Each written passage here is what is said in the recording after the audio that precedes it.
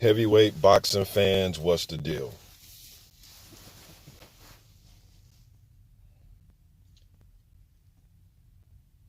So looking at these polls, you guys know the last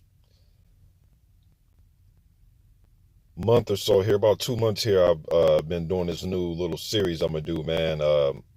Whenever, there's really any type of heavyweight action on the weekend, man, or if there's, multiple fights or whatever, I like to do this little heavyweight of the night.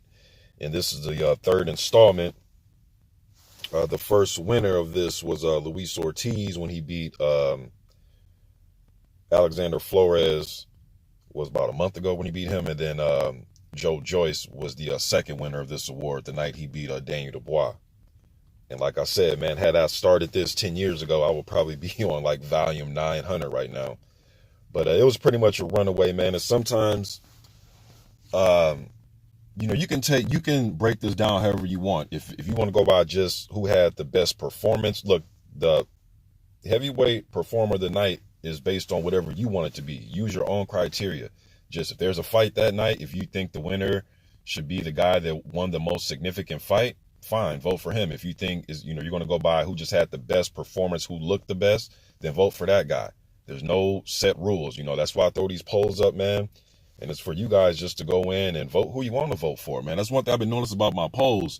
Sometimes people come to the comment section, why you got this guy? Why don't you have this guy? Or how is this guy winning? It's like, hey, man, good question. You know what I'm saying? But that's why I like to put the polls up so it can be a debate, I already know what I think.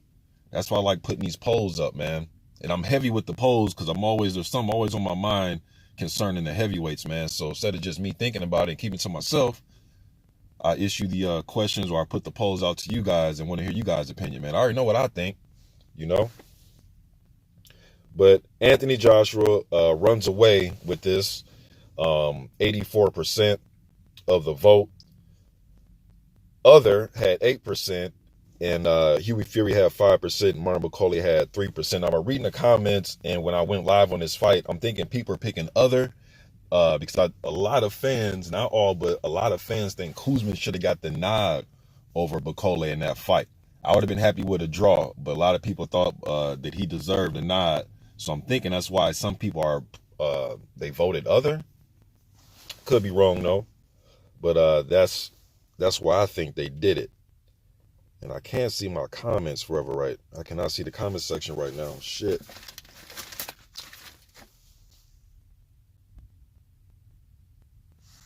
Let me see something. Hold on. Give me 1 second, you guys.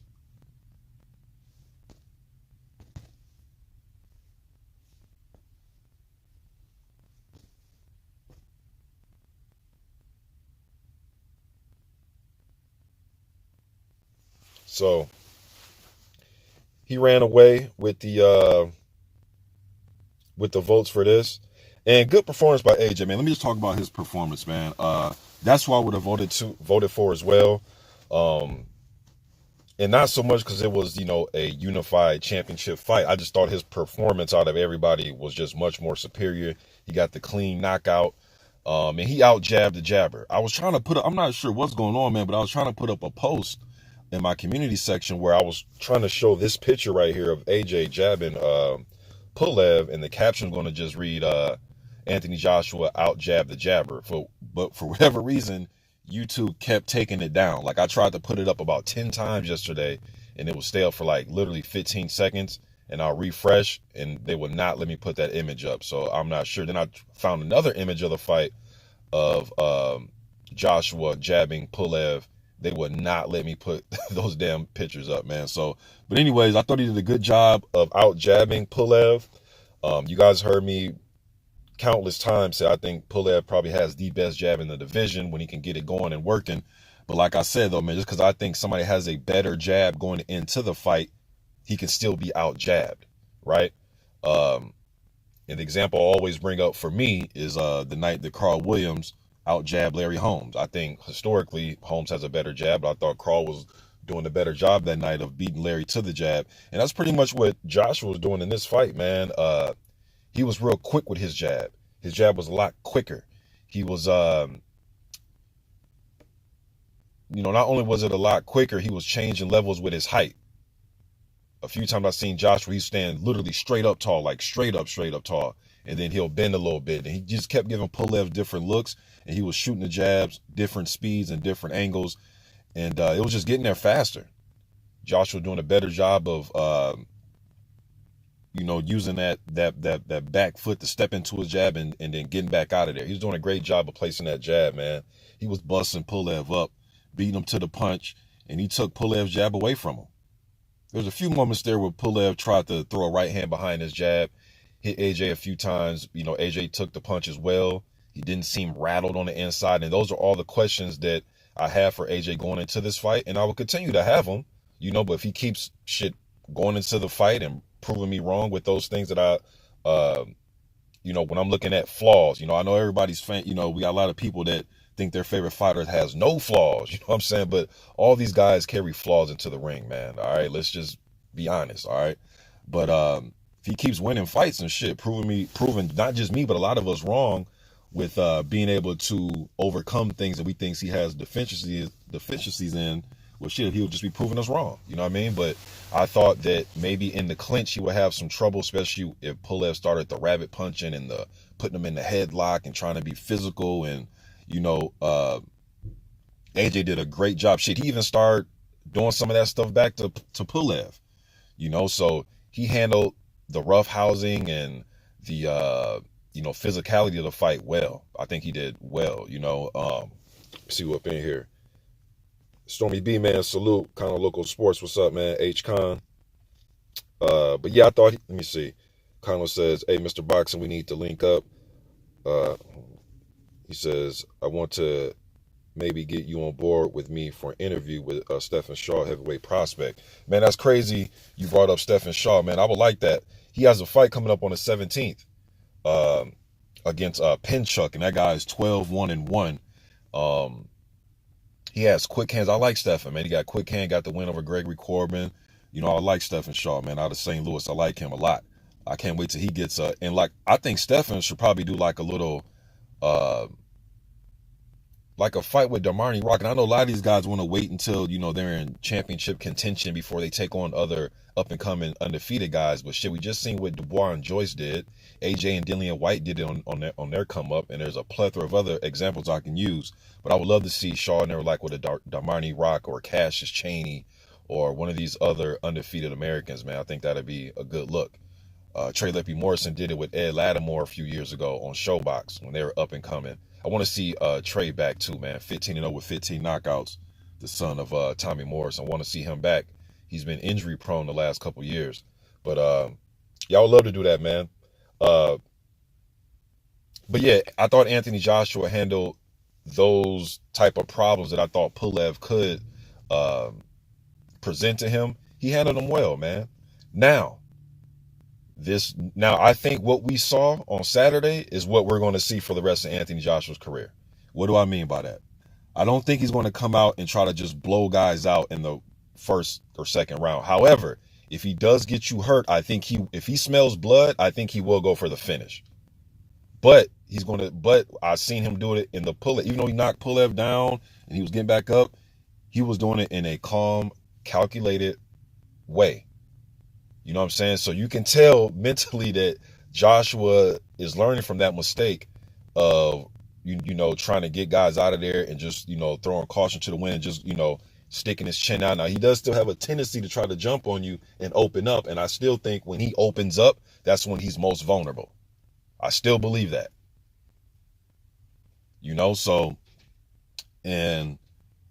But he did a good job, though, man. No complaints from me. Shit, he went in there in school, Pulev, man. I thought he went in there in school, though, man. He just took his jab away from him. And we know Pulev isn't a combination puncher. He's literally a 1-2 guy. Like, literally jab, right hand, occasional left hook, clinch. Now, when you take just those little, that rhythm away from him, he's not going to really be landing or throwing anything. And Joshua did a good job of that, man. And another thing I'm going to take away. Good performance. But I'm critiquing good and bad here, all right? It's not just all good, not just all bad. That's not a realistic way of looking at a fighter, in my opinion, all right? Another thing I'll take away is I don't think Okay, so I was getting text messages that, he was doing a good job moving his head. I don't necessarily agree that he was moving his head all that great.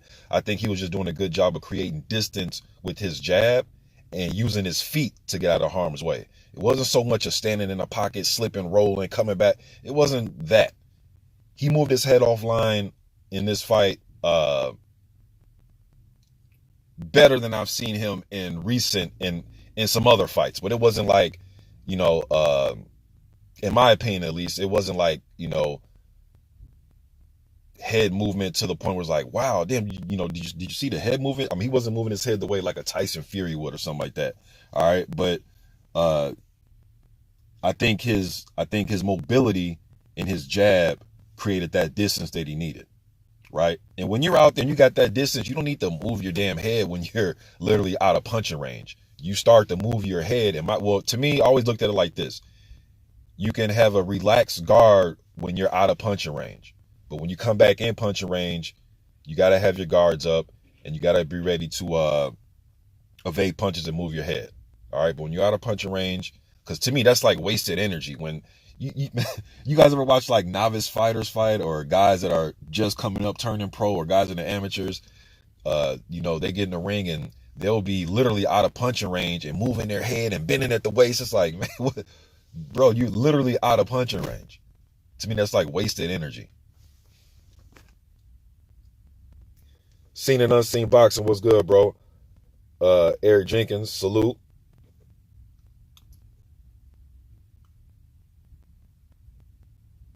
Hey, Kano, hit me up at well, shit, yeah, you can go ahead and get the info from Stormy. That's fine. That's cool.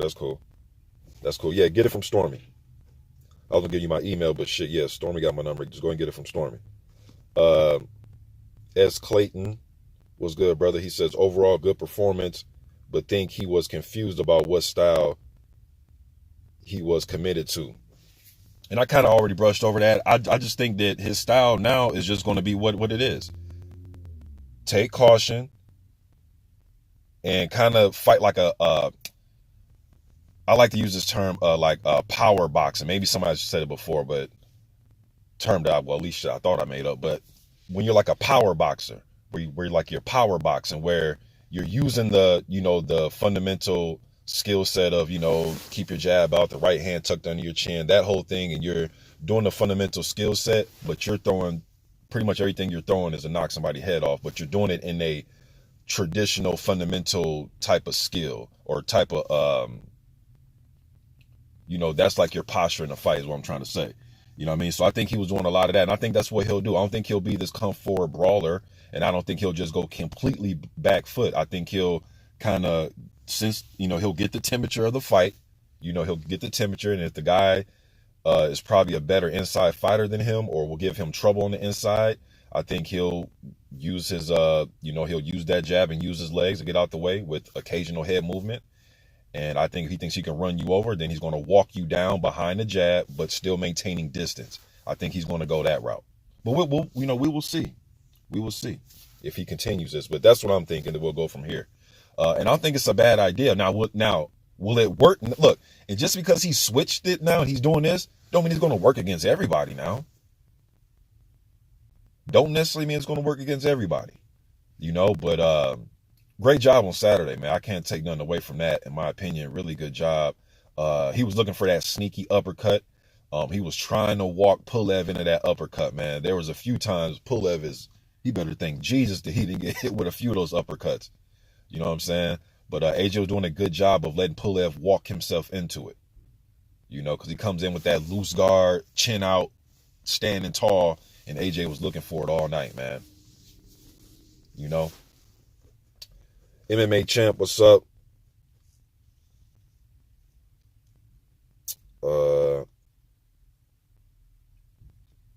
Lawrence Williams, what's up, bro?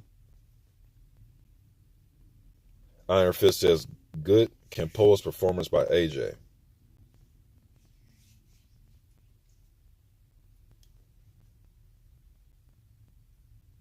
me see here. Seen and unseen boxing, the uppercut is money. Yeah. And he was throwing me off a little bit because when I seen AJ working on, there was a clip I had posted where I had posted the clip and then I went live talking about it. And it was just the way he was working on it in camp. And, you know, in camp, guys, you know, sometimes camp footage can be deceptive because the guy could just be messing around in camp for about 30 seconds. And then that clip would hit the internet, like, damn, this is what he working on? And it's literally just a 30-second clip of somebody messing around. But the way he was working, but he was on the mitts, and he was throwing like this looping, just like chin up, like, to me at least, it looked like just a looping chin up. Something's going to get him caught with a left hook type of uppercut and a left hook behind it. So AJ was throwing a right uppercut, left hook combo in camp like a month ago or so. And I was like, damn, man, it's going to, yeah, I think the title of the video was damn, AJ, isn't this what's got you caught last time? But anyways, man, he didn't really throw any uppercuts that looked like that from what I seen in that clip that I went live on in camp. But I was just like, shit, why would you even work on this? You know, but you know, towards the end of a mid session, sometimes guys, you know, their technique gets a little bit loose, or they start, you know, a little bit tired, you know, probably just working on different type of punches from different type of angles. I get it. You know, I've been in gyms before and I get it. Some, you know, guys work on different things. That's pretty much it, man. I'm going to talk you guys' head. I will talk about a few more things that happened over the weekend. Cassius Chaney improves to 20-0. He beat the journeyman, Jason Bergman, the southpaw. He beat him. Bergman retired after the third round. Didn't want no more. So Cassius, again, I would love to see him fight. I think it's about that time, man. Like I was saying, Stephen Shaw, if Dominic Brazil, when he does come back, if he wants to, you know, get Dominic Brazil in there, something like that, man. I think it's about that time. Vlad Tsarenko had a fight yesterday, at least according to BoxRec, and it still is not showing any type of result. And I went and looked his name up on Google. I couldn't find anything about his fight. He had a fight with some journeyman, but Tsarenko's 14-0, trained by James Ali Bashir. Want to know how the Ukrainian did? I'm not sure yet. Cash Ali over the weekend improved at 18-1. For those of you that forgot about him, he's the dude that was biting David Price. When did they fight? Last year. I won't mind to see if they had a rematch. But he improves to 18-1. And then upcoming, you got, like I said, Stephen Shaw on the 17th. So in a couple days here, he'll be fighting Michael Hunter, the 18th. Now, he was supposed to fight Chauncey Williver, right? I think Williver's last fight was against Cassius Chaney. I could be wrong. But anyways, he was supposed to fight him. That fight got took off. And then they put another guy in there that I put the post up, forgot the dude's name. But then I went on BoxRec, and then Michael Hunter's not on there no more. And it's supposed to take place on the 18th. And I think that's going to be on Fight TV. I believe it's going to be on Fight TV, and I still have that app from when I ordered the Roy Jones and Mike Tyson event. So I believe it's on Fight TV. But yeah, man, I looked on BoxRec, and Michael Hunter's not on there. But I'm still holding it that he's going to fight on the 18th here, y'all. All right, maybe there's a replacement. I'm not sure, but BoxRec doesn't have the fight anymore. But I still will be looking out for him on the 18th. On the 19th, you got Leroy Thomas. I would love to see him and David Allen fight one more time. David Allen retired, but I would have loved to see him and David Allen fight one more time. He'll be fighting on the 19th in Germany in the 6th rounder. And I could have swore that Darmani, if Lawrence in here, maybe Lawrence will know, but I could have swore Darmani Rock was supposed to fight this month. Or is it next month? I'm not. I thought it was this month. But it's not on BoxRec. I just thought he was. I'm not sure why I thought that. But speaking of Darmani Rock, though, because I was just... I think that him and Carlos Negron need to go ahead and get their fight schedule for next year, man. You know, now during the summertime, remember in the summer they were talking about it and they were supposed to fight in November, and then the shit fell through. Darmani Rock hasn't been in the ring of all 2020, I don't believe. I don't think he's even fought this year. But that fight didn't go through. Negron, he had beat Roberto Alfonso. That kind of got him back on the map. And Negron's a former Olympian. He was a cruiserweight in the amateurs, but he was a heavyweight, you know, / cruiserweight in the amateurs. And he had a nice little dust up with Dominic Brazil. It was a nice little dust up, hit Brazil with some good right hands. Ended up getting stopped, but shit, he pushed Brazil, you know. But anyways, I would like to see Negron get that fight with Darmani Rock, man. They're supposed to make something happen. It's supposed to take place in November. It did, you know, fell through. Negron has a 2-fight win streak. He got upset by was it Shondell Winters that knocked him out in the first round? I know he got upset, but he, like I said, he's on a 2-fight win streak though, man. He upset Roberto Alfonso, who was 19-0 at the time and was been in a lot of Wilder camps and Eric Molina camps. He upset that Cuban guy. And then he fought, what was that dude's name he fought in November? Rafael Rios. He fought Rafael Rios and beat him. So 2-fight win streak, former Olympian. I think it'd be a good test for Darmani Rock. It'd be by far his best opposition if they go ahead and get that fight together, man. I would like to see it. A lot of these 15, 14, 16-0 guys, they need the. I think we get it. We know that you can beat the Larry Lunchmeats and the Joe Blow the Journeymans and all them. We know you can beat the 7-38 guy. Now don't get me wrong. Some of them 7-38 dudes be having 38 losses and only been stopped once. So don't get me wrong. I need to put up. Yeah, that's the poll I was going to put up. Shouts out to all y'all that are in the community section on my page and and vote on these polls, man. I'm getting a lot of feedback. I have a lot of polls with over 1,000 votes on them, 700 votes, 600 votes. Man, I appreciate y'all, man. Because when I first started using my community section, I'll probably get 17 votes, 20 votes.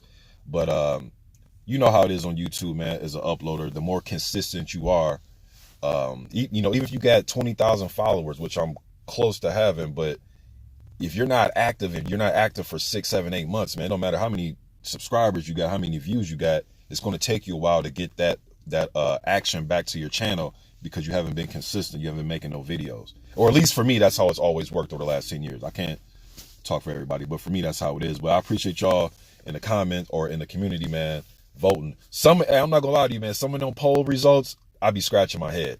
Like the one that shout out to my man Lion Killer Podcast, because he did an actual whole video about this when I put up the who's the best Cuban fighter of this group. And I always put the keyword group. And people be like, oh man, you guys answer the polls like I'm saying of all time. But sometimes the guys in the group may be an all-time list, but I always put group.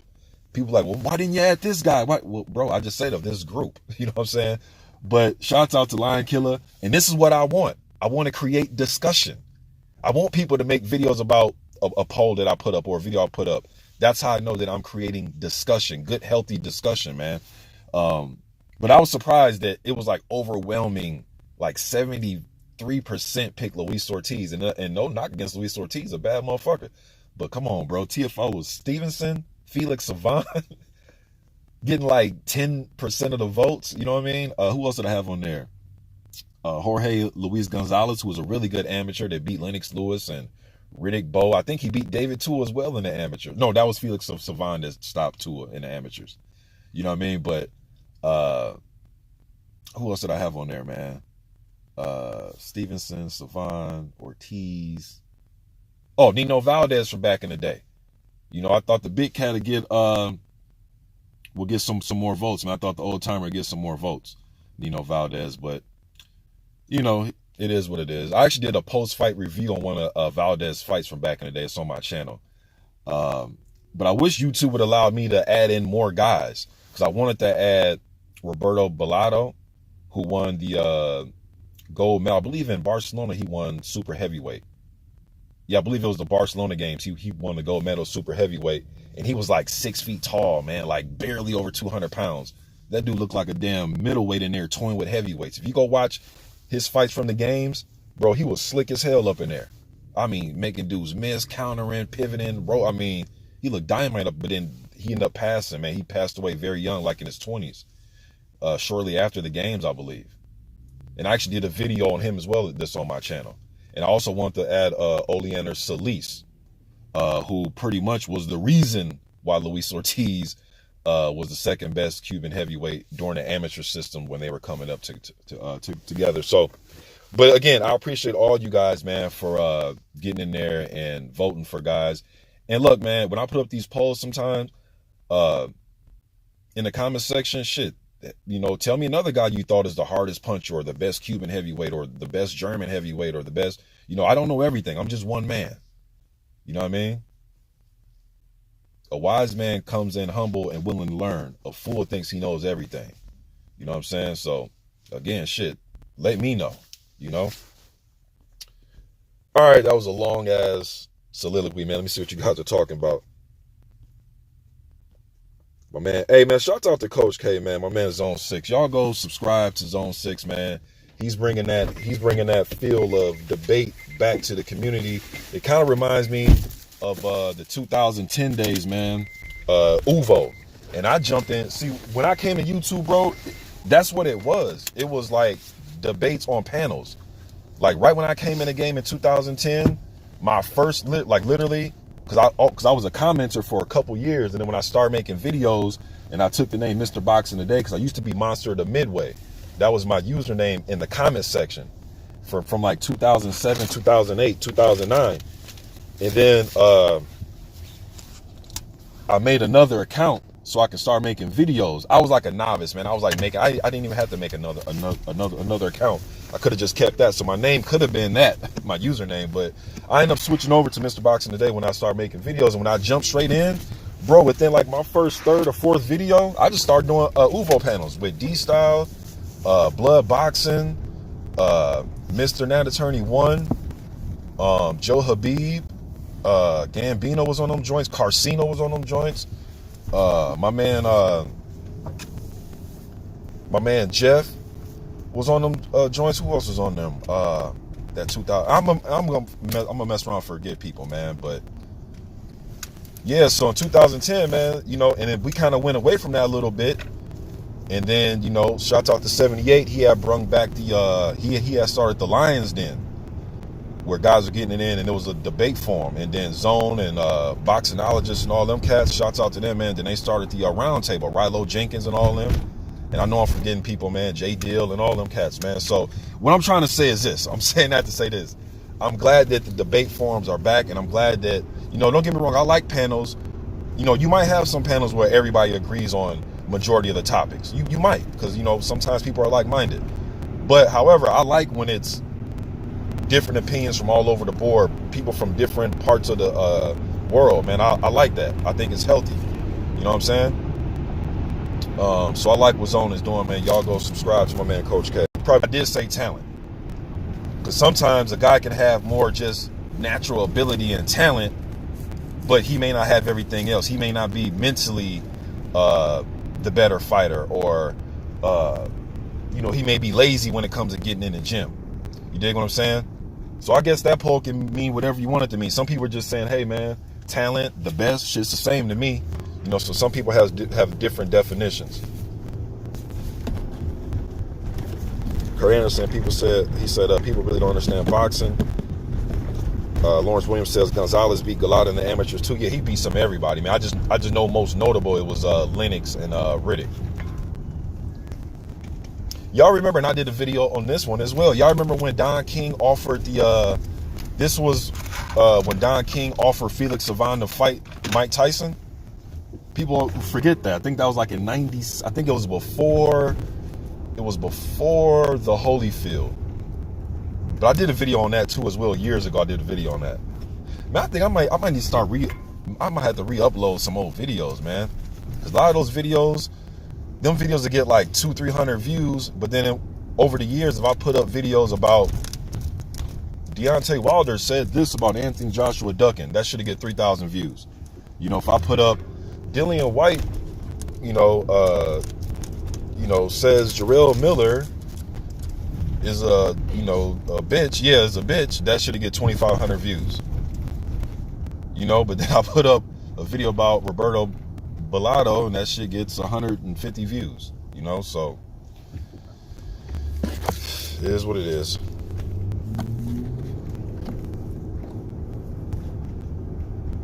Yep, you're right, Curtis. And Teofilo Stevenson was offered to fight Ali as well. Yep, you are right. But man, I went back on my MrBOXINGTODAY page, and I'm thinking about just re-uploading some of this stuff, man. But I have like some of my boxing talk, like my heavyweight talks from like 2010, 2011, 2012. Man, I was super critical, bro. If I put up some of them old, like them 2014, like late 13, 14, early 15 Wilder videos, man, I had to I was super critical of Wilder, man. Damn, I forgot how critical I was of that dude. Ooh, sheesh. Well, I'll probably come off as a hater to some people, man, but like I always said though, Wilder started to win me over as time went along. You know what I'm saying? Crazy, man. I was, crazy. Povetkin was the guy that I thought was a badass too in those years, talking about it. Listening to some of them old videos, and I'm contemplating if I should re-upload some of those old videos just for sheer entertainment value, and just to give you guys a feel of what was being talked about. Well, I guess what I was talking about, because people really wasn't really trying to hear about Marius Wack in 2012, right? People didn't give a fuck about Lucas Brown in 2013, but a handful of us. But anyways, just give you guys an idea what was being talked about, what was being said, who was going to be viewed as an up-and-coming champion. I got prospect watch vid of AJ when he was like 4-0 on there. I got prospect watch of Brazil. I got a prospect watch of Trevor Bryan on there. Man, I got a lot of old videos, man. Interesting topics, man. I even had a vid talking about how I thought David Haye, out of everybody, had the best chance to beat Vladimir. Now, this is going into their fight. Now, the aftermath, people just think about Haye talking about his toe and going in there and not really being negative offensively. But going into that fight, though, a lot of people thought David Haye was going to beat him. He's faster, powerful. Man, it was crazy. Just the talk amongst fans going into that fight, though. Tone Bangers was good. What's good, bruh? Let me see here. Let me scroll up a little bit, man. I done missed some comments.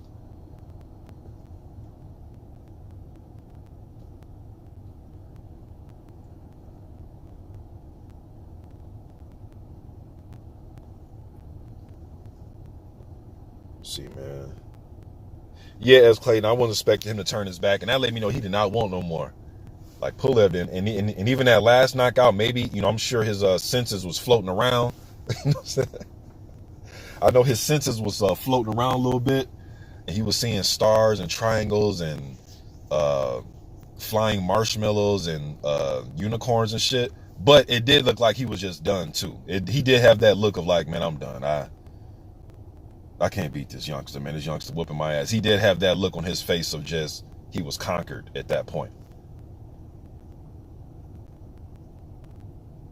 Iron Fist says, very impressive accuracy how he pivoted after landing the uppercut and then landing another one. Yeah, AJ was on point, man. I'm not, I can't lie. Lawrence Williams says, yeah, Rock's supposed to fight on December 26th. Announcement coming soon. Bet. And hopefully after that, Lawrence, it's him and Carlos Negron can get that little scrap going, man. Coach K says he loved the pose. I appreciate that, bro. I appreciate that, because sometimes I can't come over here every day and just talk, man. And sometimes, shit. Even I hate hearing myself talk sometimes, so that's why I just throw the polls up, to keep you guys to keep the interaction going surrounding my page. You know what I mean? So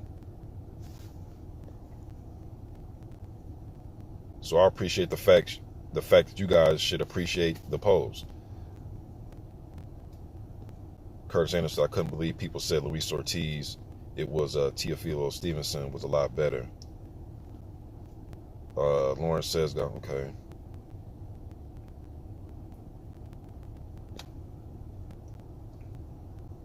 Yes, Lawrence, Solis did blow out his knee against Vitaly. I remember that fight. That fight was on ESPN. Remember when that fight? I believe it was on ESPN. Yeah, I think ESPN gave us that fight. It was like an afternoon fight. Or, afternoon, evening type fight. I remember that. And now just the backstory of it. People were blaming that happening because the Klitschko's like to use them bed springs, mattresses for rings. You know what I'm saying? A lot of people are saying that's why they think Solis turned his knee like that. But I guess that's up for debate, right? Iron Fist says if Solis didn't, okay, he's talking about that fight. Very good counter puncher too, man. I thought that fight was going to be very competitive. Yes, I do remember him, Lawrence. I remember him. I think he has like a brother that's fighting this, bro. When I was looking at BoxRec, I think he has like a family member or somebody got his last name is fighting this week. I think they're making their pro debut. Coach K says, oh, Monster of the Midway. Yeah, bro. I was Monster of the Midway online, not just on YouTube, but I was Monster of the Midway on eastsideboxing.com. Bro, I was like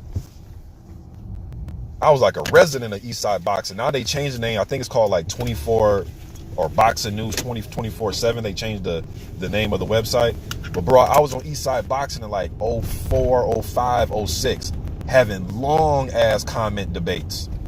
I'm talking about paragraphs, bro. Like, and like, you know, you'll leave your message at like 1 o'clock and then you'll come back at like 4 o'clock to see who then responded. Bro, I was on Eastside Boxing faithfully as Monster of the Midway, faithfully. From like 04, 05, 06, 07. And then 07, 08, 09. And then I stopped going there once I started making YouTube videos. Because I was like, shit, this platform is easier. It's just that I wasn't tech savvy in 07, 08. Man, that shit was like the hardest thing ever to do, to upload a video on YouTube. For me, I was like, man, this shit, I'm going to just stay. You know, I'll watch some vids. I'll watch this guy, Blood Boxing. You know, I'll watch this guy, D-Style. But I'll just watch and listen to them. But I'm going to really get it in on the forums on Eastside Boxing. That was my thing. I was happy as hell to find Eastside Boxing, because I don't know about y'all, man, but bro, it'd be hard as hell for me to find somebody to talk boxing with, like hard. And my family, we really don't do the fight parties like we did in the 80s and 90s and all that, and early 2000s. You know, people live further out, and you know, family, you know, stuff, you know, just stuff like that. So I still get to talk boxing with my dad and stuff, but my friends, like, bro, they don't follow it like that. Like, I can't talk about them, like, I can't talk boxing with them the way we talk about hoops. You know what I'm saying? So finding a boxing head like myself, man, I thought I was in heaven when I found forums and all that, man. Like, nobody talk boxing with. And even when you do get around people that know fighters, you know, they be saying silly shit. You could tell they're casual, because they'll say some shit like, man, y'all remember when Evander Holyfield knocked out Ray Leonard? And you be sitting there like, bro, that they're in the, man, he beat Ray Leonard. I remember that shit. I was over at my mom's house when you sitting there like, oh my God. It's a lot of them type fans, you know, like very casual, man. So when I found, you know, YouTube and forums like that, man, I was very happy, man. Like over the top happy.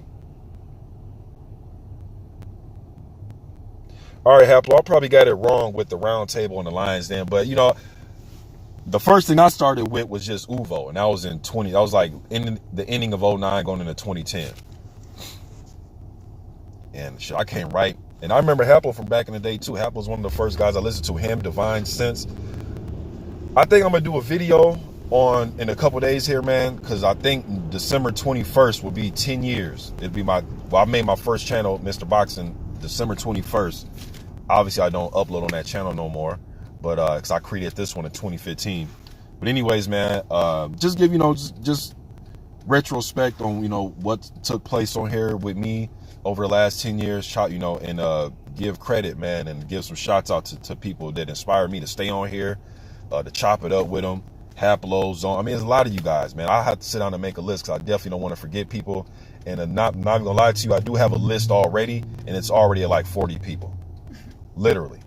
So I might be giving thanks to like 120 people, man. Even some of the commenters, man, I'm seeing commenters that have been rocking with me for bro, there's people in real life that I haven't kept in contact with in 9-10 years, let alone people I just chop it up with boxing about.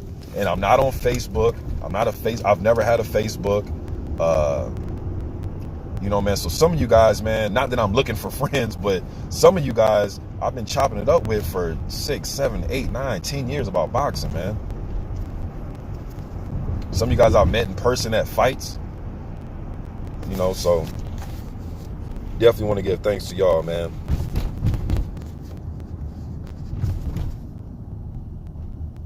Let's see here. D Hodges. What's good, D Hodges? He says, what up, Mr. Boxing, chat, LDBC, salute family. What's up, bro? My man Curtis Anderson, Tone Bangers. God of War says, Solis' pro career was a joke. They had to force him into the gym after he was a free man. Dude was hanging out with hookers 24/7. I never heard about that, but I know he was hanging out a lot. I mean, he was hanging out heavy next to the buffet table. I'm just being, now skill wise he was great, man, but he just gained a lot of weight, man. Just gained a lot of weight, man. Next to the buffet table. Yeah, man, I'm being real. I'm gonna keep it honest. He was an excellent amateur. Shit, no taking away, but dude just gained a lot of weight. Uh, just heard. Let me see your phone. I just heard a notification. I'm not sure what that is. I think somebody just probably subscribed.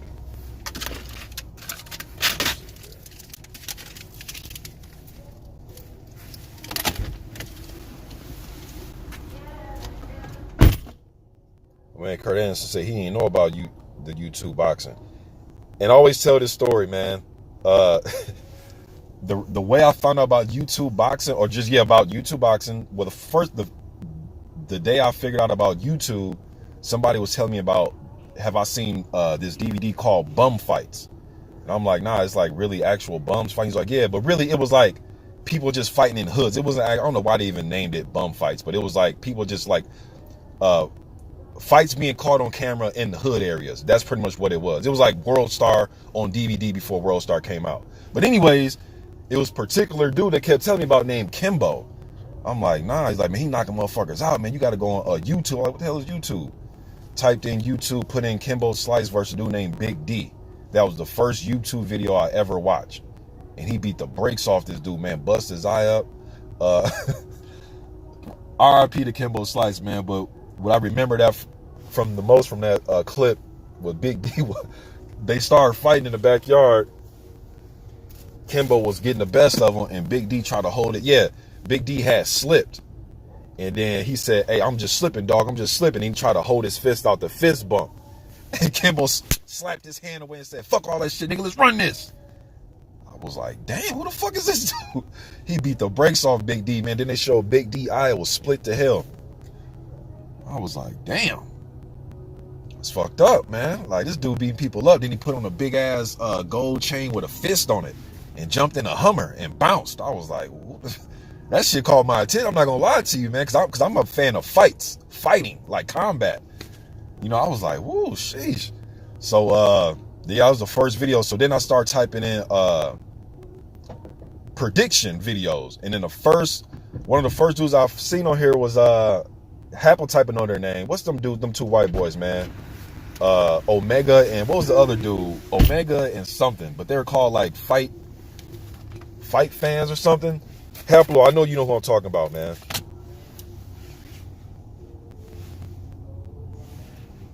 Nah, Coach K, ain't none of that shit going. He said, Coach K said when I asked for your phone to check to see what that comment or what that notification was, he said, I'm trying to check your phone. Oh, yeah. Yeah, we way past that, bro. Bro, we damn near 20 years in, bro. Trust me, though. I ain't gonna lie. Shit, I'm a man. We all men. I've been there, done that. Shit, and she been there, done that. Yeah. But we way past that, man. But that is Happel in here? Anyways, I forgot these cats' name, but man, they was the first cats I seen. They actually did an interview. That's the first Deontay Wilder interview I ever seen on YouTube. They had interviewed Wilder when his first pro fight. And then the next dude I seen on here was a dude named Blood Boxing. Yep. And then D-Style, and then it go on from there. Let me see here. And I still didn't even, I ended up getting off. I didn't even look to see. Yeah. Yeah, I know.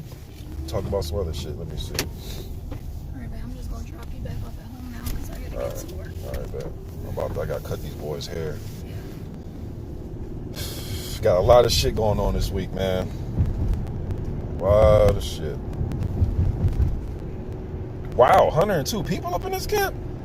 Hey, man, shout out to y'all, man. Damn, I didn't know there was that many people up in here. Damn. Shout out to y'all, man. I appreciate that. Y'all hit that thumbs up for me, man. Get this out there to people, man. Smash that like button. Smash that like button. But this just goes to show, man, the more active I am on here, you know, the more people to come to your live. It's kind of, you know, when people don't know that you're even being active, even if you have been on here for 10 years, that shit don't matter. You got to be active. You know what I'm saying? It's like a fighter, right? You can't tell me you was heavyweight champ 10 years ago, right? I mean, we can look at it and celebrate it as history, but if you can jump back in, you got to show what you about now. Oh, look at this. Mm-hmm. Man, people out here driving crazy, man.